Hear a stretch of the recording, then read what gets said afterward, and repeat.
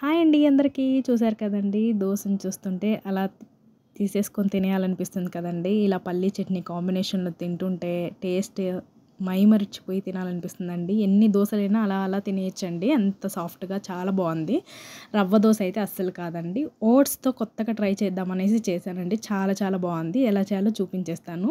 ముందుగా ఒక బౌల్‌లో సన్నగా తురిమేసుకున్న క్యారెట్ ఒకటి తీసేసుకోండి. అలాగే సన్నగా తరిగి పెట్టుకున్న ఉల్లిపాయలు కొంచెం, అలాగే కొద్దిగా కొత్తిమీర తరుగు, అలాగే కొంచెం జీలకర్ర కూడా వేసుకోండి. మీ దగ్గర కరివేపాకు ఉంటే అది కూడా వేసుకోండి. నేను లేదని స్కిప్ చేసేసాను.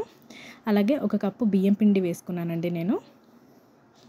దానికి తగ్గట్టుగా కొద్దిగా సాల్ట్, అలాగే ఇప్పుడు ఓట్స్ అండి.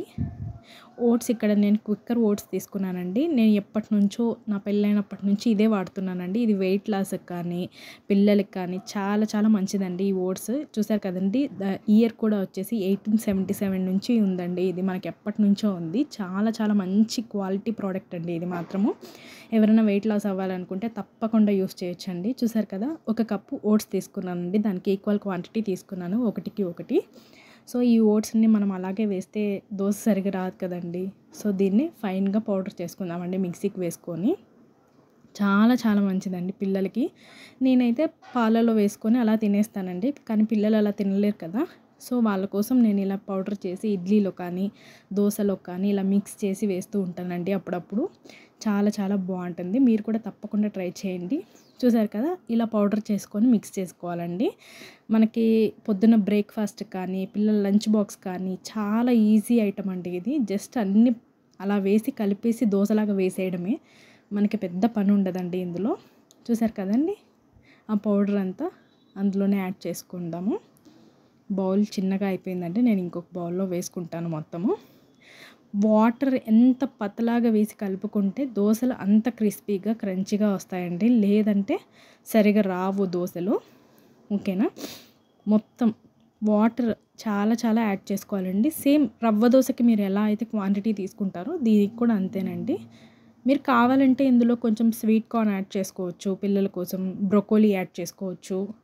కావాలనుకుంటే పన్నీర్ పీసెస్ కూడా యాడ్ చేసుకోవచ్చండి. చాలా చాలా బావుంటుంది. అయితే పన్నీర్‌ని పీసెస్‌గా వేసుకోకుండా తురిమేసి కూడా వేసుకోవచ్చండి. చూసారు కదా! బ్యాటర్ అంతా ఇలా జారిపోవాలండి. ఎక్కువ జోరుగా రావాలండి వాటర్ అంతా. చూసారు కదా! ఈ విధంగా వస్తే చాలా చాలా బావుంటుందండి. ఇప్పుడు ప్యాన్ పెట్టేసుకుందాము. ప్యాన్ హీట్ అయ్యాక నేనిక్కడ ప్యాన్ మాత్రం క్యాస్ట్ ఐరన్ మాత్రమే వాడతానండి. చాలా బాగొస్తాయి ఇందులో దోసలు మాత్రం. తప్పకుండా మీరు కూడా ఇలాంటిది అవైలబుల్ ఉంటే తీసుకొని యూజ్ చేయొచ్చండి. చూసారు కదా! దోసలు ఇలా వేస్తే ఇలా హోల్స్‌గా వస్తుంది కదండీ! సేమ్ రవ్వ దోస లాగే రావాలి. చాలా చాలా బావుంటుందండి.